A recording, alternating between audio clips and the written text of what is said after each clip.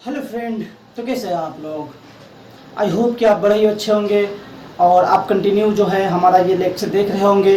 जैसा कि आपने पिछले लेक्चर को भी देखा होगा और पिछले लेक्चर में हमने जिस तरह से आपको बताया है चीज़ों को, उन चीज़ों को भी समझने का कोशिश किया होगा और उन सारे क्वेश्चन को आप ज़रूर से ज़रूर आप अपने नोटबुक में एक साथ नोट कीजिए, इकट्ठा कीजिए, एक साथ बनाइए। जब आप धीरे धीरे सारे चीज़ों को एक साथ करते जाएंगे तो मैं उम्मीद करता हूँ कि फाइनल जब आप सीटेट के एग्ज़ाम में बैठोगे तो आपका जो है वो सीटीपी का जो सारा का सारा क्वेश्चन है वो यहीं से आ जाएगा। आपको कहीं से और पढ़ने की आवश्यकता नहीं पड़ेगी, आपको कहीं से कुछ एक्स्ट्रा खरीदने की आवश्यकता नहीं पड़ेगी, कोई आपको पेड कोर्स खरीदने की आवश्यकता नहीं पड़ेगी, क्योंकि यहाँ पे मैं सीटीपी के अलावा आपको है ना साइंस भी बताने वाला हूँ, एसएसटी भी, मैथमेटिक्स भी, लैंग्वेज हिंदी और इंग्लिश, फिलहाल हिंदी और इंग्लिश है ना, हिंदी इंग्लिश, ये सारी चीज़ों को मैं ब्रॉडकास्ट से स्टडी करने वाला। तो फ्रेंड आप जो है कंटिन्यू हमारे चैनल से जुड़े रहें। और सीटीपी हम इसलिए पढ़ रहे हैं क्योंकि सीटीपी का एक बहुत बड़ा रोल मॉडल है यहाँ पे फ्रेंड, इसलिए सीटीपी को पढ़ना काफ़ी ज़रूरी है हमारे लिए। तो चलिए स्टार्ट करते हैं बिना समय को ख़राब किए हुए। जैसा कि आपको फ्रेंड दिख रहा होगा कि S4 स्टडी बाय सदर sir, online study from home. That means आपको कहीं चलने घूमने फिरने की आवश्यकता नहीं है। आप घर में बैठे बैठे आपको अगर पढ़ना है वो भी फ्री में सारे कंटेंट को देखना है तो आपको आना पड़ेगा और आज जो है क्लास 4 सीटीपी का देखना पड़ेगा। तो चलिए फ्रेंड, पहला question, which of the following is an example of gross motor skill. निम्नलिखित में कौन सा स्थूल गामक कौशलों का उदाहरण है। तो देखो ये ग्रॉस मोटर स्किल क्या होता है और फाइन मोटर स्किल क्या होता है, ये चीज़ जब हम क्लास पढ़ाएंगे तो आपको बड़ा ही बेहतरीन ढंग से समझाने वाले। तो ये दो तरह का जो स्किल होता है ना, ग्रॉस मोटर स्किल और फाइन मोटर स्किल, इसके बारे में हम लोग पढ़ेंगे। फिलहाल देखो चित्र बनाना, आप लोग में से अगर कोई सीडीपी पढ़े होंगे तो उन्हें पता होगा, बड़ा ही छोटा सा चीज़ है। चित्र बनाना, सुई पकड़ना, तेज चलना, धागे में मोती डालना। तो देखो फ्रेंड, ये सब जो चीज़ है, चित्र बनाना, सुई पकड़ना, धागे में मोती पुराना, ये सब छोटा छोटा काम है ना। तो इसको ना फाइन मोटर स्किल कहा जाता है ना, क्या बोला जाता है, फाइन मोटर स्किल, जिसमें आपके छोटे छोटे मांसपेशियों का यूज पड़ा। जैसे मैं आपको ये कलम से लिख रहा हूँ है ना, तो ये छोटे छोटे मांसपेशियों का यूज पड़ा। लेकिन ये मैं पढ़ने के लिए यहाँ पे पढ़ाने के लिए यहाँ पे खड़ा हुआ हूँ, तो खड़ा होने के लिए मेरे टांगों का इस्तेमाल करना पड़ा, हमारे पूरे शरीर को खड़ा करना पड़ा। तो ये जो फ्रेंड है ना वो फाइन मोटर स्किल हुआ। तेज चलना, तेज भागना, किसी चीज़ को पकड़ के लाद के जाना, तो ये सारा चीज़ होता है वो ग्रॉस मोटर स्किल में आता है। तो इसका करेक्ट है। तो फ्रेंड देखो, हमने पहला क्वेश्चन का आंसर आपको बता दिया कि तेज चलना जो है वह एग्जाम्पल है ग्रॉस मोटर स्किल का। चलिए दूसरे क्वेश्चन की ओर आते हैं फ्रेंड। दूसरा क्वेश्चन कहता है विकास का अधिगोमी सिद्धांत क्या बताता है, सिद्धांत बताता है कि विकास किस ओर से किस तरफ बढ़ रहा है। तो देखो फ्रेंड, यहाँ पे ऑप्शन से ही आपको पता चल रहा होगा, विकास की अधिगोमी है ना, प्रिंसिपल डिस्ट्रिक्ट प्रोक्सिमिको distance principle of development suggest the development process. जटिल से सरल की ओर, शीर्ष से पैर से ओर, केंद्र से बाह्य की ओर, सामान्य से विशिष्ट की ओर। तो फ्रेंड जो विकास का अधिगोमी सिद्धांत है वो अपने को बताता है सेंटर ऑफ एक्सट्रीम, केंद्र से बाहर की ओर है ना, केंद्र से बाहर की ओर। ये कौन सा सिद्धांत बताता है, अधिगोमी का सिद्धांत। ये आपके सीटेट एग्जाम में कई बार ये क्वेश्चन पूछा जा चुका है। तो फिर इसको आप अच्छे से याद कर लेंगे, अच्छे से रट लेंगे, जैसे कि आपको हमारे पीछे दिखाई दे रहा होगा। फ्रेंड तीसरे क्वेश्चन की ओर आते हैं। तीसरा क्वेश्चन कहता है कि निम्नलिखित में से कौन सामाजिकरण के द्वितीय कारक है। माता पिता, विद्यालय, किताबें, मीडिया। तो देखो फ्रेंड, ये द्वितीय कारक जो है सेकेंडरी एजेंसी जो है किसका, which of the following is are secondary education agency of socialization. तो सामाजिकरण के जो द्वितीयक में है वह पहला है, दूसरा है और तीसरा है। माता पिता जो है ये प्राइमरी में आ जाता है, विद्यालय, किताबें, मीडिया। तो ऑप्शन डी इज करेक्ट है ना फ्रेंड, तो इसका ऑप्शन डी इज करेक्ट हो जाएगा। चलिए नेक्स्ट क्वेश्चन की ओर आते हैं फ्रेंड। जीन पियाजे संज्ञानात्मक विकास के सिद्धांत के अनुसार किस अवस्था में अधिकांश बच्चे सक्रियाओं पर क्रियाएं करने लगते हैं और उनमें परिकल्पना निगमात्मक सोच विकसित हो जाती है।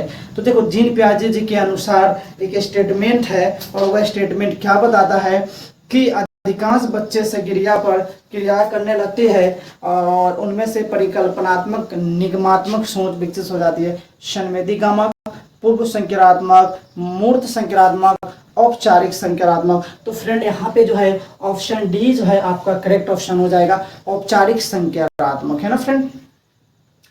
तो ये भी चीज आपको उम्मीद करते हैं कि ये भी क्वेश्चन आपको समझ में आ गया होगा। चौथा, पांचवा क्वेश्चन भी फ्रेंड जीन पियाजे से ही है कि जीन पियाजे ने अधिगम की प्रक्रिया में किसे महत्व दिया था। जीन पियाजे ने अधिगम की प्रक्रिया में किसे महत्व दिया था? सीखने के लिए तत्परता, या नकारात्मक पुनर्बनन, है ना, या प्रतियोगी भावना। यहाँ पे फ्रेंड थोड़ा सा मिस्टेक हो गया है, ये होना चाहिए नकारात्मक। चौथा प्रतियोगी भावना, चौथा प्रतियोगी भावना, और सॉरी तीसरा प्रतियोगी भावना, चौथा कार्यात्मक स्थिरता, है ना फ्रेंड। तो ये चार क्वेश्चन जो है सॉरी ये चार ऑप्शन में जो करेक्ट ऑप्शन होगा फ्रेंड वो है सीखने के लिए तत्परता। तीसरा क्वेश्चन फ्रेंड क्या है? सीखने के लिए तत्परता। तो जीन पियाजे ने अधिगम की प्रक्रिया में किसे महत्व दिया? तो सीखने के लिए तत्परता को। अगला क्वेश्चन देखो, थोड़ा सा स्टेटमेंट बेस्ड क्वेश्चन है फ्रेंड कि अमरजीत नियमों को स्थिर मानती है और इस बात की अनुशंसा करते हैं कि सभी को इन नियमों का अनुसरण करना चाहिए, चाहे उनके व्यक्तिगत स्थिति किसी भी प्रकार की क्यों ना हो। लॉरेंस कोहलबर्ग के नेत्र विकास सिद्धांत के अनुसार अमरजीत इस समय किस अवस्था में रहा होगा? यानी देखो, अमरजीत नियम को स्थिर मानती है और इस बात की अनुशंसा करती है कि सभी को इन नियमों का अनुसरण करना चाहिए, चाहे उनकी व्यक्तिगत स्थिति किसी भी प्रकार की क्यों ना हो।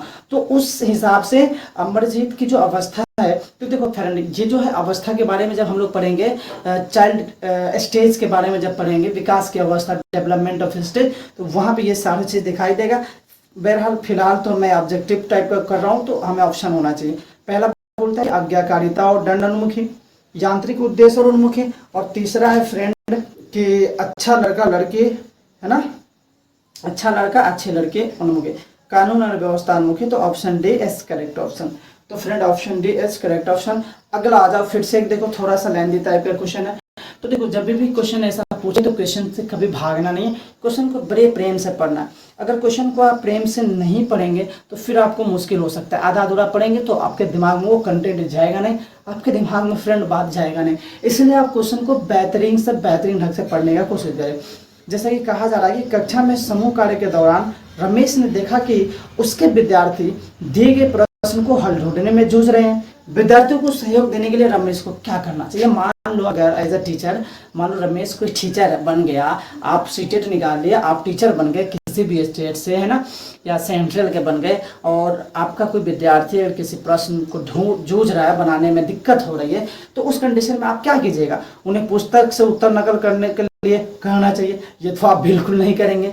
दूसरा, उस पर्दे कार्य को छोड़कर अगले कार्य को करने के लिए कहना चाहिए, ये कैसे कर सकते हैं भाई? एज ए टीचर आप स्टूडेंट को ऐसा करते ही नहीं बोल सकते हो। प्रश्न से संबंधित संकेत देना चाहिए, तो ये देख के पता चल रहा। तो देखो कितना स्पष्ट आंसर दिया गया है। 8वां क्वेश्चन है फ्रेंड कि देश विद्यार्थियों के संज्ञानात्मक विकास के संवर्धन के लिए लेवर्गोट्स ने किसके कार्यान्वयन के अनुसरण के सामाजिक पृथक्करण, सांस्कृतिक उपकरणों का प्रयोग, कंठस्थीकरण, निष्क्रिय अनुसरण, तो यूज ऑफ कल्चरल सोर्स लेवर्गोट्स्की के अनुसार।